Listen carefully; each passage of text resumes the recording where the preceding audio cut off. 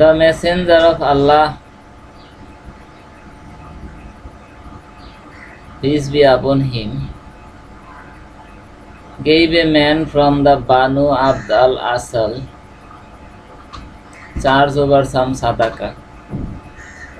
When he came to ask him for some camels from the sadaqah, the Messenger of Allah sallallahu alaihi wasallam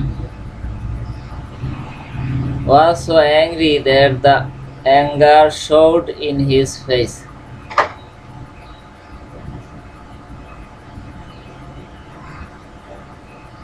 One way in which anger could be recognized in his face was that his eyes became red.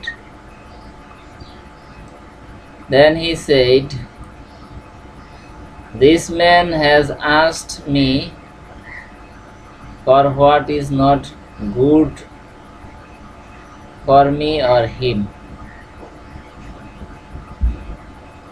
If I refuse it, I hate to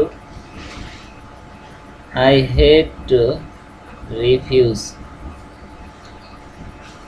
If I give it to him, I will give him what is not good for me or him."